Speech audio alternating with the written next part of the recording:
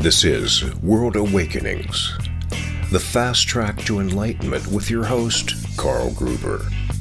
World Awakenings is a podcast dedicated to opening your mind, your heart, and your eyes to the fact that the world's population is now, more than ever, awakening to all things spiritual, metaphysical, and enlightening, and just how they play an all-important role in our daily life.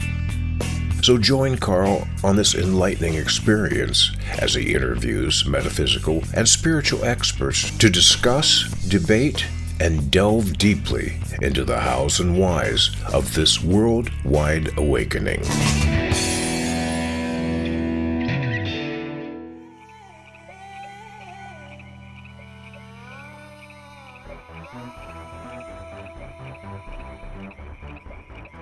Hey, welcome back, my friends, to the show that takes a deep dive into all things spiritual, metaphysical, and enlightening.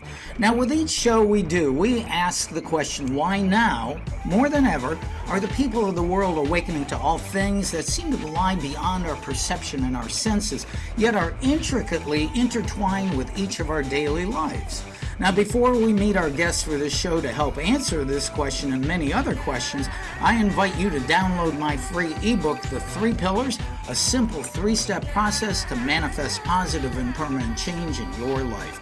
Now, this book will help you to build a rock-solid personal foundation for your life so you can live the life you love and love the life you live. That's one of my favorite sayings. Live the life you love and love the life you live.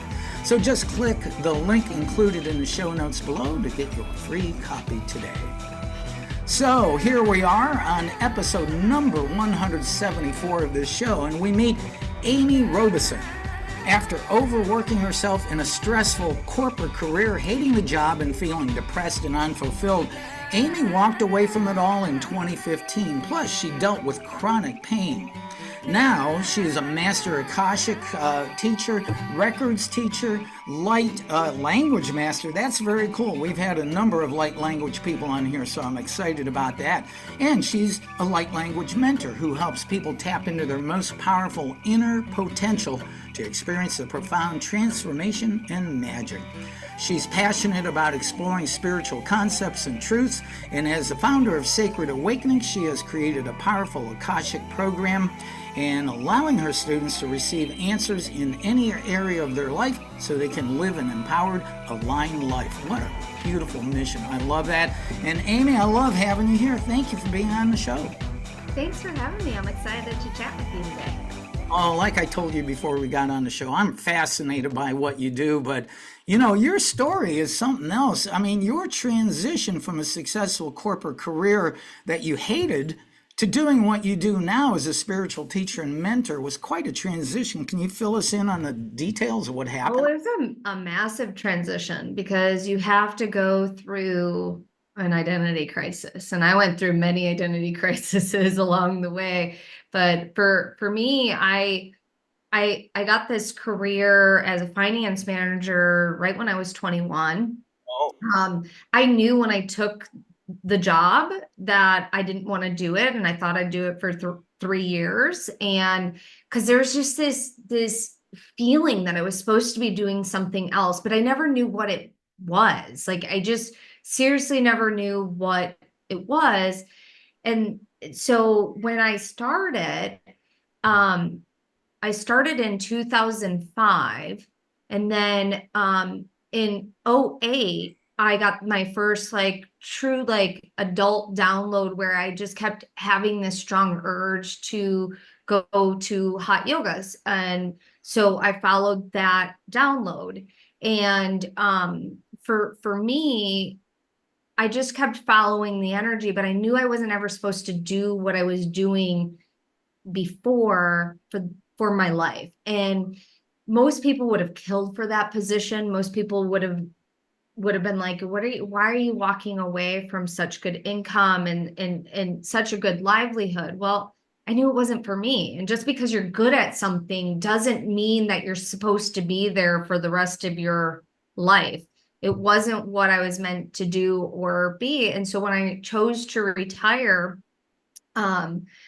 I walked away, and I accumulated all of these things along the way that I was drawn to. And I got my life coaching certificate. I got certified in being a meditation teacher, dream interpretation, mediumship, all that stuff. And I knew that whatever I was meant to be will unfold before me. At least I had something that I could at least start with, which was offering coaching. And that was great. But what came forward was more of everybody want the spiritual stuff.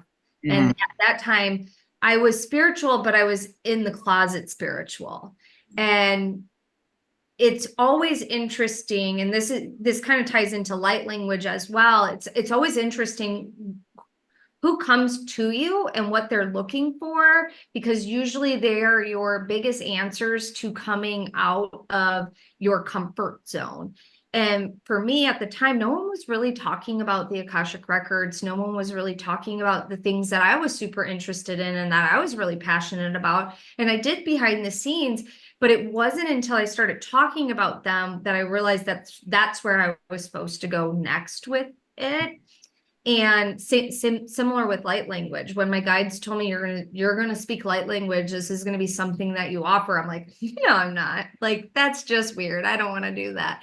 And so, but I did it anyways, because I just kept having people show up and asking me about it, because it was something that I was meant to be doing and sharing openly. Because when I first started sharing openly, I felt so awkward about it. And so no matter where you're at in your spiritual journey, spirit speaks to you and will guide you along the way. It's totally up to you to actually follow and pay attention and to listen and just keep following the energy. If your heart's a yes to it, follow it. So you had this corporate career that you really didn't like, and from what I read, you were pretty depressed about it. And when you walked away from it in 2015, even though you had been studying all this spiritual stuff, did you have anything lined up, or did you just take a leap of faith? No, I did have stuff lined up. So I gave myself a deadline. Hmm. And because I was gonna, at the end of that, it was 10 years, and I didn't want to be in that career any 10 years. That 10 years felt complete and good. And so at the beginning of January, I just said, hey, I'm gonna quit. I'm already 2 years past the time I said I was gonna quit. I'm gonna quit. It has to happen. And so when I did that, when I set that intention, I held myself accountable. And June came around and I was like, I am not anywhere close to quitting. So I hired a coach. I put together my packages before the end of the year. I had everything put together, and I literally exit on December 31st. Wow. Wow. So it was amazing. I already had clients put in place. I had my business put in place. I had my website put in place. And you don't need any of that stuff to get started. You just need to have something that you can offer in a way to collect payment. But like for me, because of the way that my brain works, that was those steps that I had to take in order to feel confident in putting myself out there. Yeah, and I've been looking at your website. Is beautiful, very well designed. But just going back, you mentioned about being in a spiritual closet for a long time while you're in your corporate career. I have a feeling that way, way too many people watching or listening to the show can relate to that, because as much as spirituality and metaphysics and these things are more and more accepted, still this, within normal society go, oh, that's all woo woo, and they Mhm. people think that about me. But I think you're a great example to inspire people to take that step. One other thing I do want to ask, so you're in that career that you're not feeling good about and you're depressed. I read that you had chronic pain. What was this chronic pain? Oh, so I cracked my tailbone for the second time in my life when I moved to Charleston, South Carolina to be with my now husband. Hmm. And that was a big transition for me because I moved to a brand new city. I just went back to school while I was still in my career, went back to school, thought I was going to transition into medical device sales. And I had opportunities lined up where I'm from in Wisconsin, but didn't plan on starting to date my now husband. I didn't plan on moving. And so I moved to a brand new city and I have no friends. What I plan to transition to, I don't have any contacts. I don't have any leads. It's not where they are at in this particular state. And I cracked my tailbone. And the one thing that always brought me comfort was yoga. And I couldn't do it. Like, I was walking with a limp. I was in severe pain. I was having to need to take pain pills. And so I could feel myself going into a deep depression because I've been there before and I didn't want to be here back then. And so I didn't want to crawl to the point into the black hole where I couldn't claw myself out.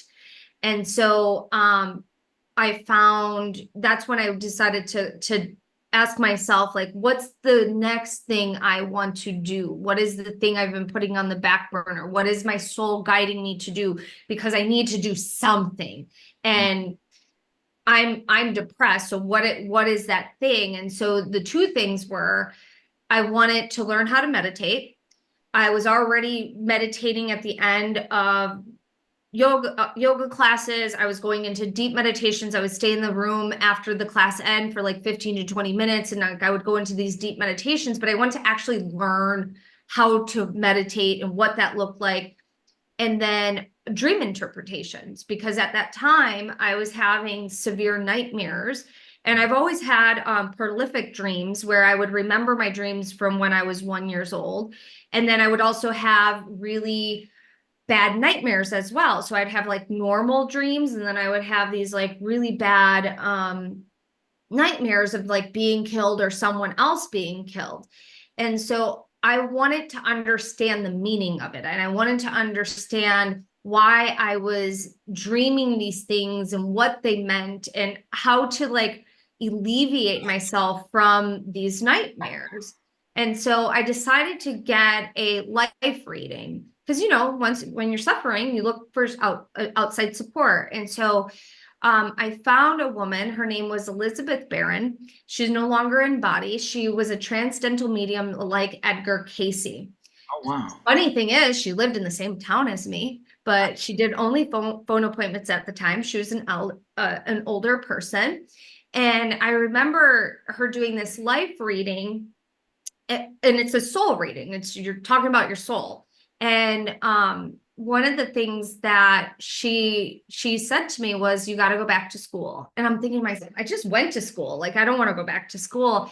And I understood later on it was spiritual school. I needed to go back to school because whatever I was doing at that moment in time didn't matter. I just needed to be making money so I could be studying and doing the things that I was meant to be doing. And I wouldn't be doing that forever. So it's just temporary. It's a temporary thing that's going to get me to the thing that I'm supposed to be doing. And so I just need to do it. And so I was talking to her and I was telling her, hey, I want to learn how to meditate. And I also want to learn dream interpretations. And it was just so funny. That's what she taught. So she does these life readings, get this life reading, because that's what I was guided to do. I'm like, I need to find someone to give me a reading. And I'm just telling her what I want to do. And that's the thing that she teaches. So it was so beautiful because I got to learn how to meditate and dream interpretation. And so that's just what started the whole spiritual journey in terms of going beyond just showing up to an asana class, because that was only going to get me so far. A yoga class that was only going to get me so far before I needed to learn the next thing along my spiritual journey. How did you get rid of the chronic pain from the broken tailbone? Meditation. Really? Yeah, I started meditating, and within maybe a month and a half, I was off my pain pills. I was no longer in pain. I was no longer limping because what was happening, I worked on the structural piece, but the emotional piece needed to be dealt with. And so I dealt with the emotional piece through meditation. I don't know if you probably have heard of Dr. Joe Dispenza, who many years ago broke his back, and the doctors said, and he was I forget, very fit. He fell off during a triathlon or something, his bike, and they said he was going to be a paraplegic. Well, he actually, very similar to you, he visualized and spoke and put his energy towards healing, and now he's perfectly fine. He has no issues with his back, and he's helping people around the world heal. He's amazing. Like it's so cool what our minds, what we can do when we're in the perfect setting to do it. Yeah. Well, one last thing about the young Amy. I mean, did you have any spiritual inclinations or experiences when you were much younger, when you were a child? Yeah, so I would talk to angels. My mom was not a religious person in any way, shape, or form, but I was very into angels and I was very curious about God. And when the Jehovah Witnesses would show up and knock on our door, like I always wanted to talk to them because I was curious. Like Yeah. my mom would always say, like, you don't have to go to church in order to believe in God. And so I was always really curious. And so I remember things from like when I was one. And so I would start having dreams and I would remember the dreams that I had when I was 1.5, 2, when I was 4.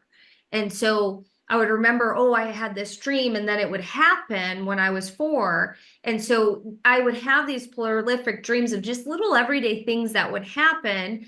Some people would consider this deja vu, but I would have like very clear recollections of what I dreamt about, what would happen, the sequence it would happen, and where it would happen as well. And then I would watch it unfold before me. And I still have those types of dreams as well as an adult.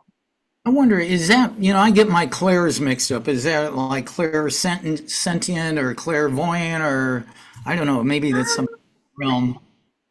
I feel so with the clairs, clairsentient is feeling, claircognizant is knowing, clairvoyance is seeing.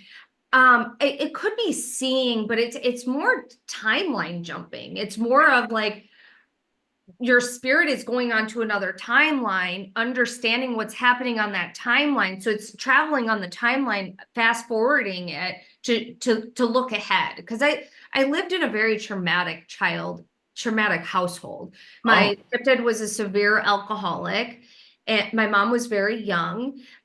She did the best that she could do with what she was given, and so it was there. I didn't feel safe. Not that my mom didn't feel safe. It was just what the environment was. It was very normalized back then, and so my soul, my consciousness would jump down the timeline to see what was going on, to know if I was safe or not, and then I would report back.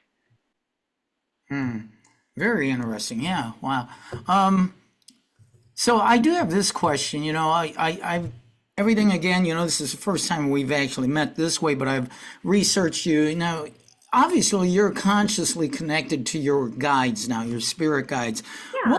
What was that like the very first time you connected with them, and who are your guides? So, that's so hard to say because I would talk to angels when I was a kid. I didn't have that wording, right, when I was a kid. But as an adult, the first time I met a guide of mine was through meditation, and that was Mother Mary.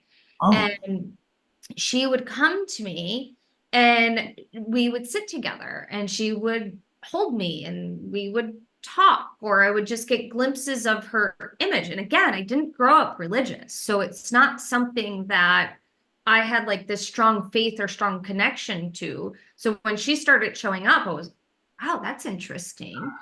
And so so I would say that's when like the first time as an adult that I had that conscious awareness of it, and that was just simply through meditation. Now, in terms of guides, I work inside the Akashic Records. And so inside the Akashic Records, there are guardians that are a part of the records that support you. And those guardians can switch out based on your questions. And the guardians are masters, teachers, and loved ones that are masters at whatever it is that you are asking questions about. And they take in consideration your soul lineage and your ancestral lineage.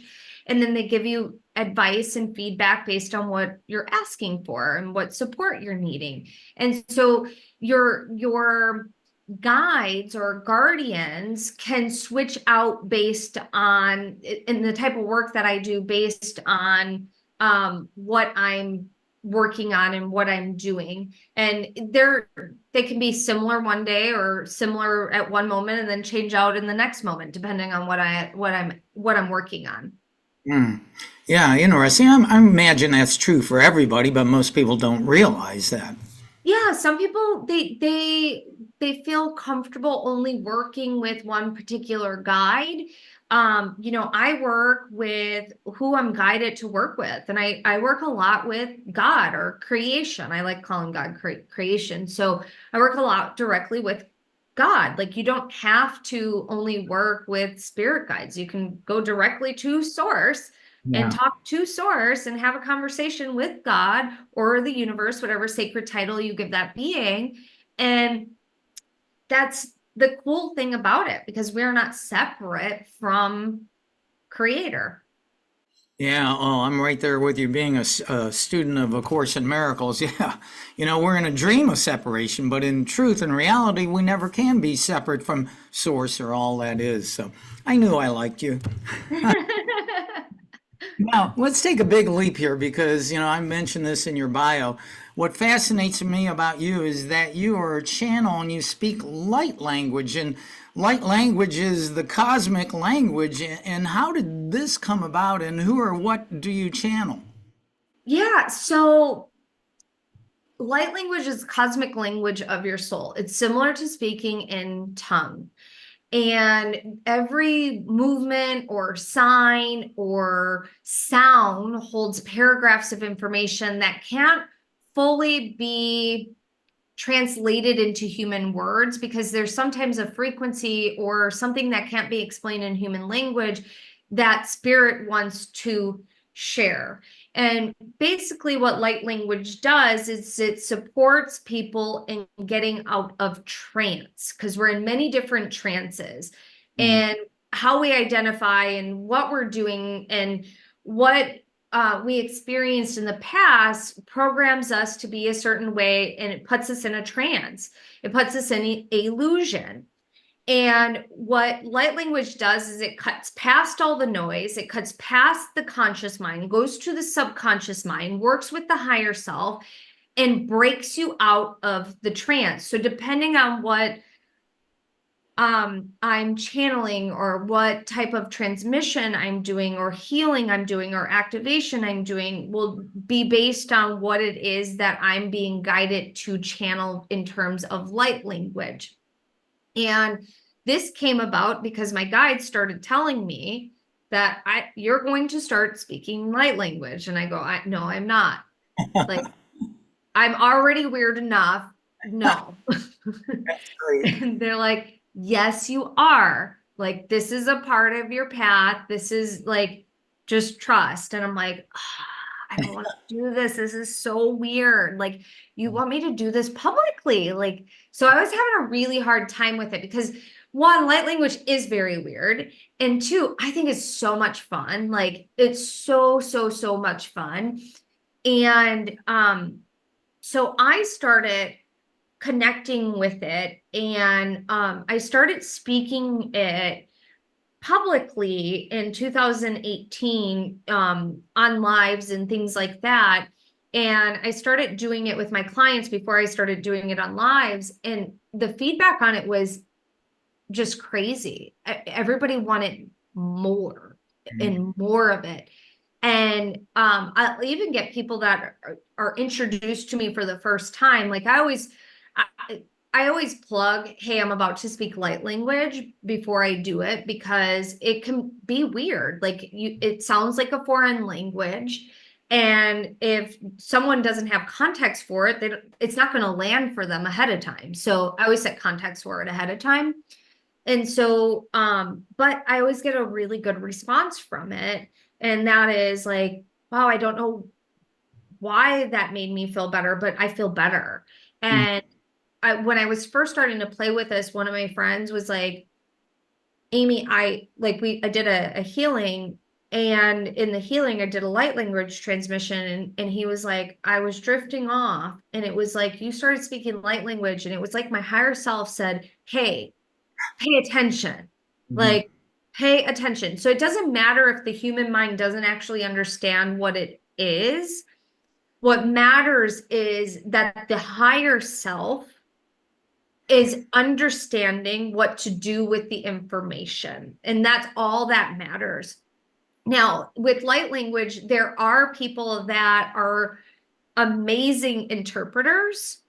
I personally don't get into I'm channeling the Octarians or I'm channeling Lemurians. I don't get into that just because it takes the human mind, the person out of what the transmission is primarily for. Now, there are people that are meant to share. This is Lemurian and this is Octarian. So, like, I'm not knocking anybody that does it that way because I think it's cool. There's so many different ways for us to experience spiritual tools. And so you have to have discernment on what works for you and what doesn't work for you. And also, not every light language transmission is of light, because what we're doing, and I think you'll appreciate this because you're in radio, Mhm. light language is similar to tuning into a radio station. Oh, interesting. Yeah. Yeah, so it's like you're dialing in to a particular frequency Yeah. and you're channeling that frequency to support. And so we have all of our this support systems that want to come through to help us evolve and help us get out of trance. And so not all light language is light, and not all light language, even if it's of high vibration, is meant for you as well. Because again, we're tuning into a frequency, and you might have a particular frequency that you're working on, that you've established, that you've done a lot of work to get there. And you go and listen to someone and it's of light and it's high vibrational. It knocks you out of your frequency because it wasn't meant for you, because it's a totally different radio station than you're supposed to be on at this moment in time. You're on a country radio station and they're trying to play jazz. Yeah. Well, I know you said earlier to me before we came on that you're willing to do a little light language healing demonstration here. But now, and also viewers or listeners, if you've never heard or light language, stick around. Okay, this is going to be Yeah. interesting. I would, before we do that, I would like to find out more because I know this is a big thing that you teach. Light language symbols and codes. What do they mean and what are their purpose? So, okay, so light language in general breaks down into different forms. There's several different forms. There's the speaking, there's movement, and then there is signing or written. So signing can be done like sign language with the hands, but that can also be considered movement. Movement can be with the whole body or just parts of the body. And then speaking can be done through speaking. It can sound like a foreign language or it can sound like toning as well. And then as far as codes and symbols can come through any of those different forms while the light language transmission is being given. Okay, and I, on your website, I saw images of light codes and symbols. Do you draw those yourself when they come through, or what? Yeah, so I actually just uploaded a light language symbols and codes podcast episode, and I just did a healing with two specific light language codes Hmm. for it. And so the light language codes, I share a lot with my clients in terms of like these codes, but this was like the first time I actually shared them, the written ones, because I'm more about speaking it and moving with the energy than necessarily drawing the light codes itself, just because on here it's hard to, if someone's listening to this and they're not actually watching it on video, they're not seeing a light code. Actually, I have them right here, so I can actually pull them up to the camera. So this one is one that I just made for that particular healing, and this one was also that as well. And so for anybody not watching, there, one has a heart with tons of different little codes on it, and this other one is on a black background that has the infinite swirl, I call it, or Like the Pisces. vortex. Like a Yeah, it's like the vortex. But like you can feel the codes in different ways depending on how you're looking at it. And so for me, my most effective way of delivering something in the internet base that we are in is speaking it. I like speaking it because it's my primary way of transmitting the light language. But light codes come out even if you're speaking it or signing it or drawing it. Well, we, of course, are speaking to the amazing Amy Robeson. This is incredible. And if you're willing, go ahead. If you want to go ahead and do a light language transmission or healing, we're here. Yeah, absolutely. So for anybody that is new to this, or if you're not new to this, please do not drive or operate heavy machinery. Some people do fall into a trance. Some people do fall asleep. Some people feel just kind of out of it. And so you want to make sure you practice safety. And so it's basically, we're going to do like a little healing meditation with light language infused in it. And then Carl, I have a question for you. What is something that you are wanting support with or working on? And I can theme it based on some of the things you share. Well, we mentioned healing, and I know many of my viewers and listeners know this. For the last 3 years, I've been the facilitator administrator for a big Power of 8 healing group with over 1,700 members from around the world. This is based on Lynn McTaggart's research of 8 or more people come together live or virtually and focus intentions and prayers and thoughts on a person, place, or thing specifically for healing. So maybe if we can focus on this Power of 8 healing group, how we can become better at what we're doing and how we can continue to healing and be, better healers. Yeah, so let me think about how I can generalize that. We'll do a theme around the empowered healer. Okay. So that, and you don't have to identify as a healer. No one heals us. We are the one that gives ourselves permission to heal. So it's empowering the healer within. And so we can do it that way, which then helps your group and helps anybody else so that listening to this that maybe is not a part of the group as well. And so awesome. Does that sound good? Yeah, it sounds good. I was afraid that was a little too generic, but it sounds good. And if you're willing, let's go for it. Yeah. So the empowered healer. Okay. So go ahead and close your eyes and bring your awareness into your heart space and receive a breath. And when you receive a breath, I want you to imagine that you're breathing in gold light. And on the exhale, you're just relaxing, letting go of any tension in your body. You're going to take another nice deep breath in and a cleansing breath out. And as you're breathing out, I want you to release your grounding cord into the earth, grounding, rooting deeply into Mother Earth. And then you'll take another nice deep breath in. And on the exhale, I want you to feel your grounding cord root all the way into the core of the earth, which is a crystalline ball of energy, which is Gaia's heart chakra, Mother Earth's heart chakra. And we're just rooting and grounding. And as you root and ground, I want you to receive another breath. And as you breathe in, you're going to breathe in the sacred feminine energy. This is just going to assist you in receiving. This is going to assist you in just surrendering as well.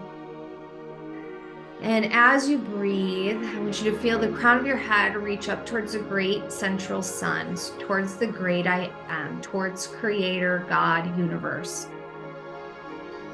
And on the exhale, you're going to feel creation God surround you and protect you.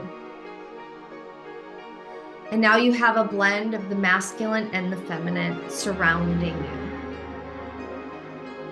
And then I want you to sense, feel, see, or imagine that there's a doorway in your heart. You're going to open the door and you're going to step through.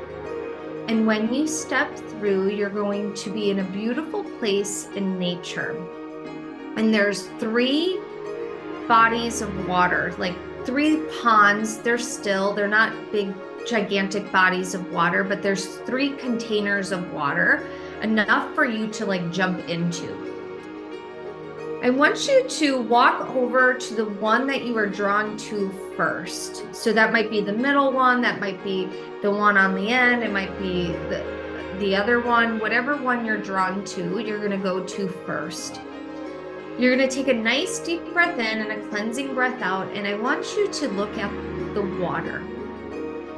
If the water is moving, it's gonna still, it's gonna become very calm.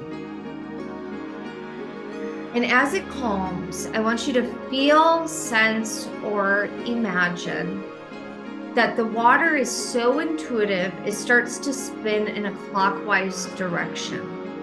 And what it's doing is it's starting to attune to your frequency, to your energy. And as it's attuning, it's creating a vortex of energy.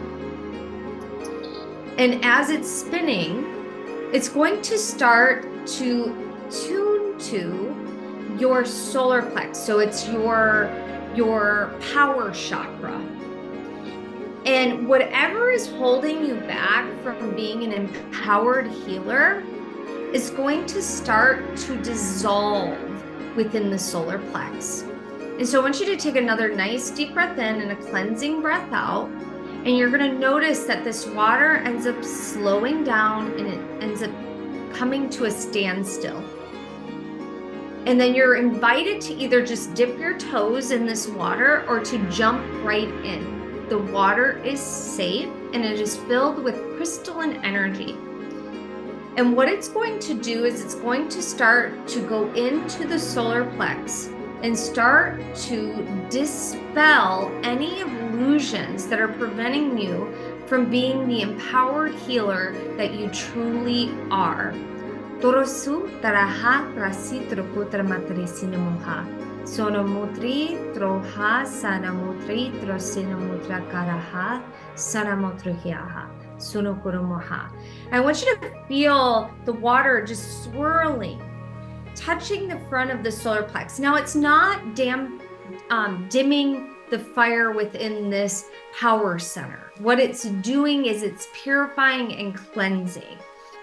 And there's crystalline energy within this water that's balancing the fire within this chakra, within this power center. And it's pulling out the illusions and the distractions that are preventing you from being the empowered healer.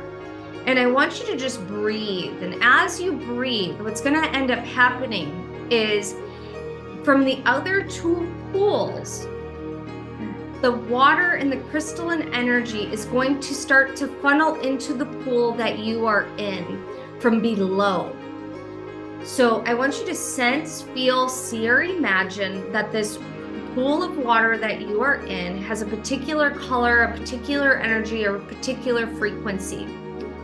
And what's happening is down below, there's a funnel that's connected to the other pools that are going to start funneling new crystalline energy into the pool that you're in.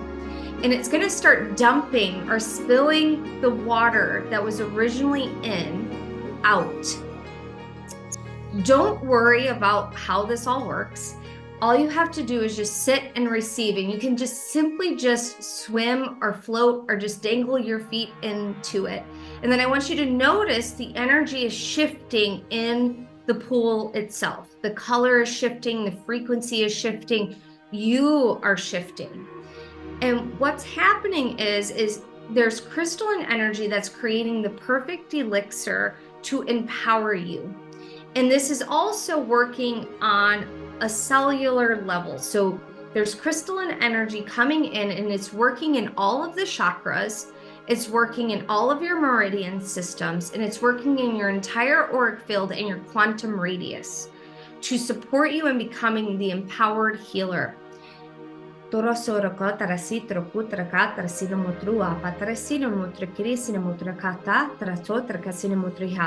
to start swirling around into the third eye, and it's okay if you're not in the pool. It's very intelligent energy. It's just going to move into the third eye. It's going to move into the throat chakra. It's going to move into the heart chakra. It's going to move into the solar plex, the sacral, and the root. And so it's getting all 7 major power centers that you have in your body so that they can align to the true empowered healer that you are.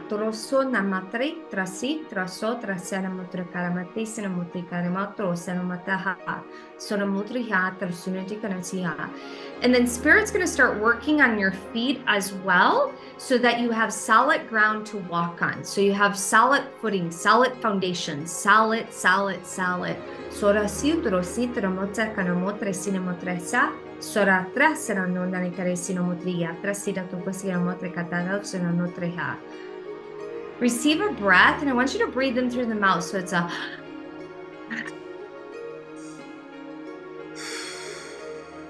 beautiful. And then you're going to receive another breath. Just inhale and a regular exhale.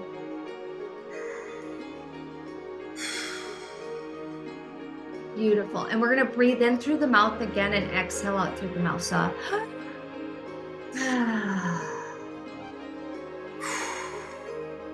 we're going to do that 2 more times. So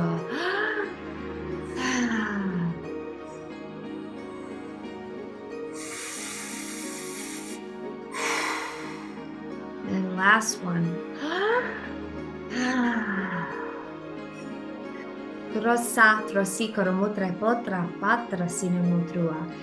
then God, universe, creator, creation, whatever sacred title you give that sacred being is going to download or share a message with you. So download, maybe it's just downloading into your energy field for you to receive through synchronicities or a later date, or just you'll hear it, sense it, feel it, imagine it, hear it, know it. And then whenever you're ready, you're going to take a little bit of that water, that crystalline water, and you can just simply just splash it onto the face.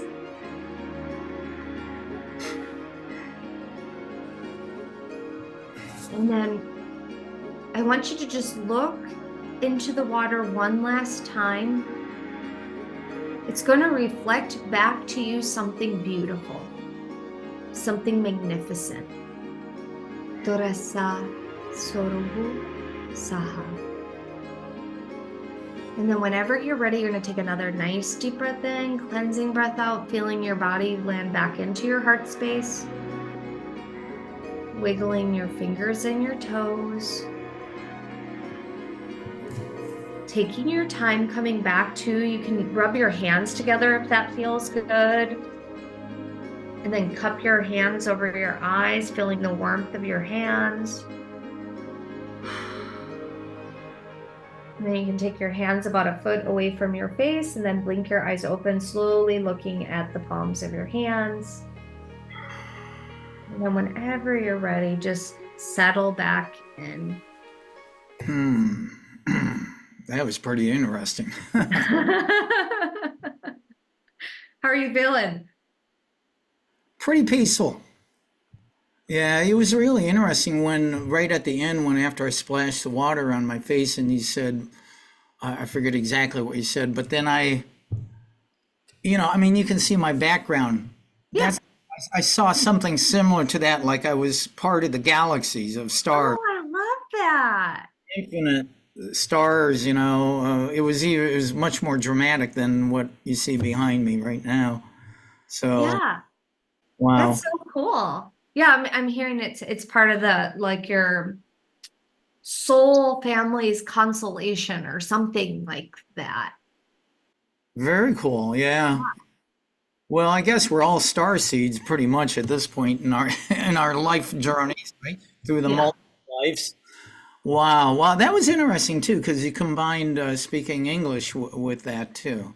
Yeah, that's typically how I do it. I find that it creates a complete experience for people because the light language just drives a little bit deeper into where we're supposed to go with it. And if you were listening to this and you were distracted or you didn't see anything, you don't have to see something to receive. You can always re-listen to it. It's recorded, which is awesome. Yeah. Well, thankfully I wasn't driving. I was just driving a microphone. So Yeah. Wow, that was fantastic. Well, thank you for that demonstration, and I appreciate it because, I'm very much into this, the power of eight healing, and it's exactly what you said. Well, somebody else doesn't heal us; we actually heal ourselves. But it's interesting when we come together in a group of, heck, it doesn't even have to be eight people; it could be two or three people. Absolutely. Lot of energy, and we're co-joined together with source, and you can't dismiss the incredible power of that. It's insane. And if you're doing it online or in person, like whenever I host live retreats. And so whenever I host a live retreat, something always comes forward for us as a group to heal. And it's so powerful when it happens. And so like I absolutely love it. It's like one of my favorite things when that I get to witness and to be a part of and to experience, because it's, as a collective, we're more powerful and we're more in power when we're in groups. And it is our work to do it on our own as well, because we have to do some of the things on our own, because that's part of our soul's journey. But we're also not meant to be alone all the time. We're meant to be in groups, we're meant to be in community. And the more that we're in community, the more we're inspired as well. But you Well, got to find the right community.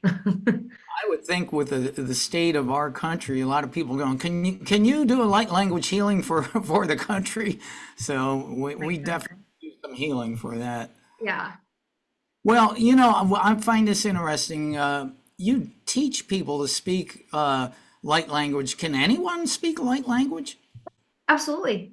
So some people, well, you're saying speak. So some people gravitate more towards movement or drawing, or some people gravitate more towards the speaking part. You can do all of the forms of light language, and it's everybody's birthright to speak it and to be able to, for lack of a better word, perform light language, channel light language. Hmm. Wow, that's amazing. You can teach people to do that. That is so cool. And I know we're going to talk about that. You do workshops and everything, but I'm curious about this. So, speaking light language is channeling, right? And if it is, I've had a number of channels, and many channels do not remember what words came through them. I mean, do you remember what you spoke, and do you understand it when you speak it? I can't re-recite what I was meant to say in the light language. Even like I have to have something to go off of. So like I can't ever recreate the same thing. I might recreate the sounds or something like that, but I couldn't like go, what did I just say in that particular healing? No idea. I have a general essence of it, but I can't verbatim restate the same statement, because again, it's a frequency for that moment in time, and it doesn't matter when you're listening to it, but it's right when I'm channeling it is when it's coming through. Well, heck, you can just go back and watch this recording. And Yeah, absolutely. so, well, we have not even, I mean, you mentioned this a little bit earlier, but we haven't even touched on the Akashic Records. What are they, and why is it important to know and understand them? Yeah, so every word, deed, thought from the moment your soul is incepted is recorded in the Akash. The Akash is an infinite field of information. It's a Google database of your soul. Everything is recorded inside of the Akashic field. Akash means space in Sanskrit. And so we can tap into the Akashic records and receive love and guidance and support in any and all areas of our life from the masters, teachers, and loved ones, also known the guardians. And they take into consideration everything your soul has ever experienced and everything about your ancestral lineage in this lifetime as well. And they support you based on that knowledge, because your soul wants to have certain experiences, it wants to evolve, it has certain purposes in this lifetime. And so they take into consideration everything about you in order to give you the proper answer. Because if you're not looking at the whole soul's journey and you're only looking at one fragment of the journey, you're not going to have the correct information, because you could be working on something that's from a previous lifetime that's preventing you from moving forward in this lifetime. And if you don't take that into consideration, it's really hard to heal that particular thing. And sometimes people have very irrational fears or things that you're like, I don't even know where that came from. It can come from your ancestors. Mhm. And so they take into consideration all of that. And the way that I teach them and the way that I utilize them, it's not just for the past. We work on the present and we work on the future as well. Wow. And so how can a person access their Akashic records? I teach this in my program called Sacred Awakening. I teach them how to open them using a very specific, easy method while opening them with crystalline energy. I love working with the crystalline energy just because it supports us in shifting our frequency to the frequency that wants to match where we're wanting to go. I think I saw on your website people call you the Crystalline Queen or something like that. I love crystals. My grandma's collected crystals. My mom's collected crystals since she was a kid. So I've been around crystals my whole life. And so, and I mean, when as an adult, when I started getting into them, when I started studying, I just knew things about them that no one taught me. Yeah. And I absolutely love them. There's 3 things that I infuse in all of the work that I do. That's the Akashic Records, that's light language, and that's crystalline energy. I think I saw a picture of you holding a great big crystal. Oh yeah, the rose quartz. Yeah. And speaking of crystalline energy, many of my spiritual teachers and masters on here talk about that mankind is now in the midst of a huge transition from 3D carbon based to the 5D crystalline energy. I know we just went through the Lionsgate portal and all that stuff, and they say that this is like unlike any other time in human history, that we're on the cusp of transitioning to this. And I think that's incredible. And it seems very obvious. It's super obvious. And I mean, we use crystals for all sorts of things. Like we use crystals in our computers. We use crystal energy in our technology. They're not just like pretty things to keep on a shelf. Like they are very powerful energy frequencies that can support us in moving out of that carbon-based being, moving out of our primal brain and into the 5D where we're meant to be. And that's the first time I've ever explained it in the way, because I'm being guided to explain it in that way. But we're, as carbon beings moving into crystalline beings, we have to hold a particular frequency. And so the more that we work with the crystalline energy that has been programming the earth for millions of years, it's been a part of the earth. And they want to support us. They want to connect with us. They want to just support in attracting or pushing away things that can support you in your reality and your manifesting efforts. Yeah, I've carried a small crystal in my pocket for years, and I do it because it will absorb negative, disempowering energy. But I understand you have to cleanse them every once in a while to get rid of. Yeah, so I think I lukewarm water with sea salt or something like that. There's so many different methods for clearing, so it just depends on the crystal and it depends on what it is. But you definitely want to clear the crystal because it can only hold so much before its container is full. So you have to just keep that in mind, and clearing it and cleaning it and doing all that stuff's important. I think I need to do that. Yeah.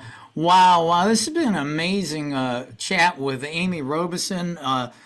Amy, you have your own podcast. Tell us about that.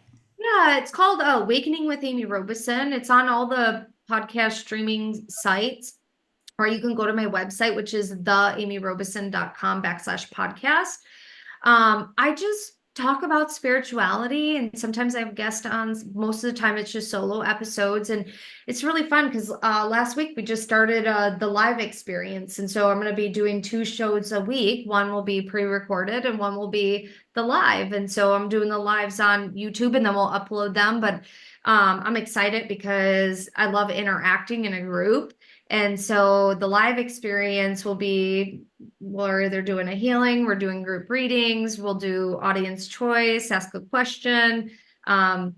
There's lots of stuff coming up, like Friday the 13th is coming up. So we're going to do a goddess circle healing, which I'm really excited about. The fall equinox, we'll do that, fall equinox. And so it just depends on what's going on for the month and the week and what the theme will be. And I'm excited about it. And what is your website? It's theamyrobeson.com. So that's TheAmyRoB as in boy, E as in Edward, S as in Susan, ON as in Nancy.com. So theamyrobeson.com. And if you go to my website and you'll click on the offerings and events, or you can just go theamyrobeson.com/free. And I have 20+ free healings on there for anybody that's interested in exploring some more meditations. Some have light language, some don't. Some of them are really old but very good, and some of them are new. So it just depends on which ones you're listening to.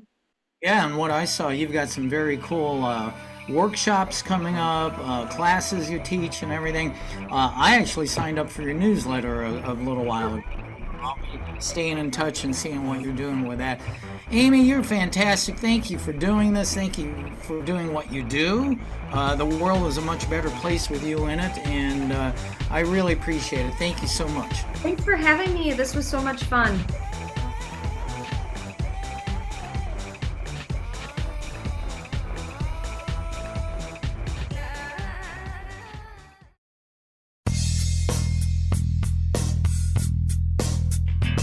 This has been another episode of World Awakenings, the fast track to enlightenment with host Carl Gruber, a certified Law of Attraction life coach.